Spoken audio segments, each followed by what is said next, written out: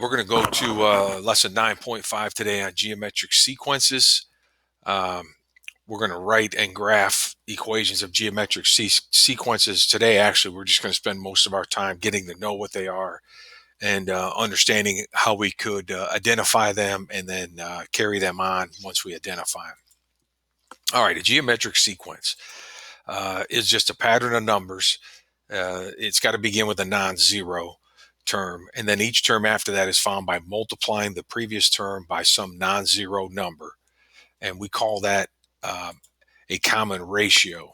What we multiply by is called the common ratio, and it's a constant. What constant means, it's a number, uh, and it's used to generate this sequence. Okay, now this number can be a fraction or a whole number. If it's a fraction that we're multiplying by each time, this common ratio, then your sequence is kind of going down. If you're multiplying by a number that's not a fraction, like a whole number, like 2, 3, 4, then as you're multiplying, obviously your numbers are getting bigger. All right, it's not restricted to positive or negative numbers. It can be a blend of both. Okay, let's show you what we're talking about here. Well, I guess I need to finish up. To find the common ratio, guys, all we're going to do, given a sequence, is divide each term by its previous term.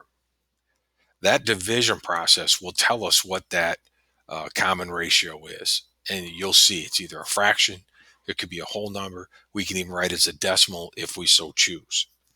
Okay, so let's take a look here. So let's say we were given this sequence, 16, 12, 8, 4. Okay, and they're saying, is this sequence geometric? And explain your answer. All right, so is there a number that we could multiply by 16 to get an answer of 12, and then multiply 12 by that same number to get 8, and multiply 8 by that same number to get 4, and then we keep going? Well, the way we check it is what you saw here above. Is there a common ratio? Well, 12 divided by 16, you take a number in the sequence divided by the previous number. 12 divided by 16 reduces to 3/4. Now do the next one. 8 divided by 12, well, that reduces to 2/3. The next one, 4 divided by 8, well, that reduces to a half. Now, when you look at what each of those reduce to, obviously they're all different numbers. So this is not a geometric sequence. For it to be a geometric sequence, these should all have been the exact same number, because then you would have been multiplying by the same number each time to get this sequence. So you're looking for the common ratio to be the same every time. Okay, let's look at another one. Give you the pattern a little different. Let's just explain this. What this n represents is the term number. So this is the first term is 8, the second term is 20, the third term is 50, the fourth term is 125. So your sequence is really 8 comma 20 comma 50 comma 125 comma dot dot dot. Okay, they're numbering it up here, so don't be confused by those numbers. The sequence is down here. This n and then a sub n that you see here, n is the sequence, or is the term number, and then a sub n is the sequence value, or is a sequence value. The first term is 8, second 20, third 50, fourth 125, like I said. So the first question, or they want to know, is this a geometric sequence? Well, is there a common ratio? So I would do 20 divided by 8, well, that's 2.5. 50 divided by 20, that's 2.5. 125 divided by 50, that's 2.5. So is there a common ratio? Yes. Every time I did a sequence, a term divided by the previous, I got the same answer, 2.5. That means what we're doing actually is going 8 times 2.5 is 20. 20 times 2.5 is 50. 50 times 2.5 is 125. The next term would be 125 times 2.5. Okay, so this 2.5 is my common ratio. So yeah, this is a geometric sequence. Okay. All right, this one says find the next three numbers of the geometric sequence. So whether or not it's a geometric sequence is not in question. They're telling us it's a geometric sequence.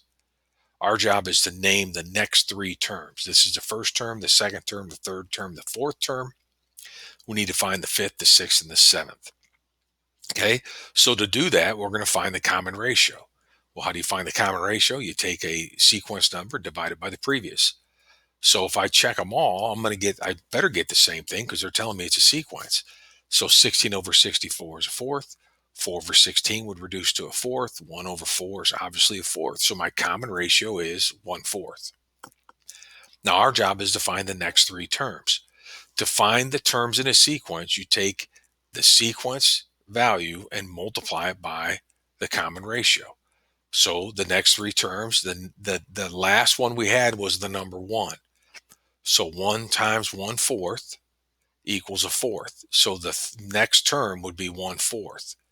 Now I'm going to take that term 1/4 and multiply by the common ratio again of 1/4. The next term would be 1/16. And then we're going to take the 1/16 and multiply it by the common ratio. We get 1 over 64. So the next three terms of this sequence would be 1/4, 1/16, and 1/64. Could you write them as decimals? Yes.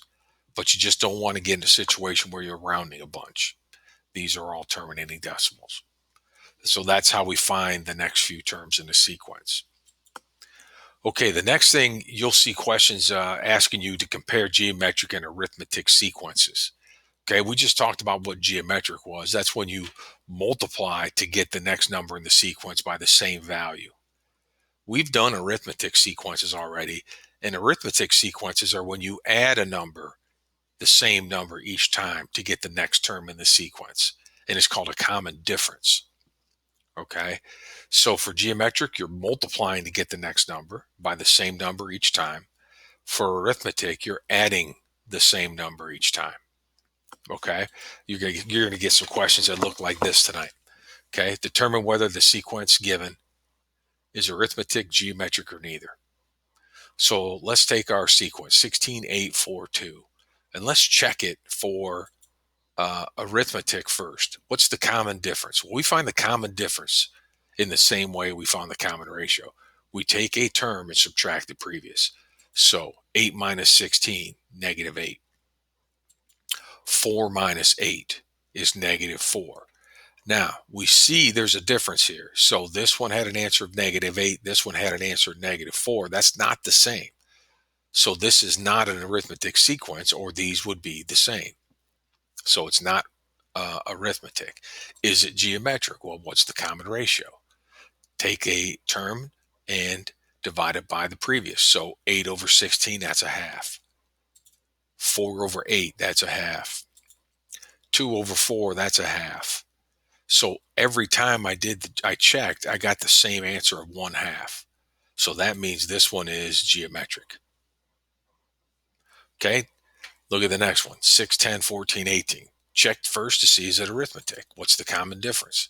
Well, 10 minus 6 is 4. 14 minus 10 is 4.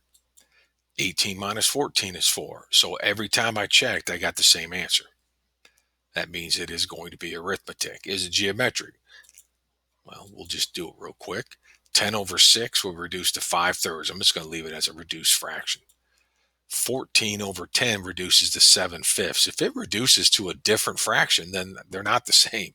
And if they're not the same, then it's not a common ratio and it's not geometric. So in this case, this one would be arithmetic because every common difference here, when I found the common difference, I got the same answer every time.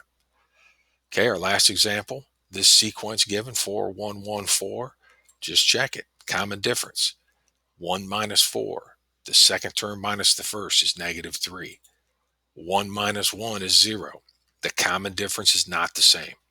So this is not arithmetic. Common ratio, 1 divided by 4 is 1/4. 1 divided by 1 is 1. 1/4 and 1 are not the same thing. So there's no common ratio, no common difference, no common ratio. It's neither geometric nor arithmetic. So you're going to get questions asking about that tonight as well. So that's really all I'm going to give you for now. These questions all tonight are based on identifying a geometric sequence, maybe naming the next few terms, maybe naming the common ratio in the next term, or comparing arithmetic and geometric. So it's all pretty straightforward stuff. I think you'll have a lot of success with it. And I will let you get going.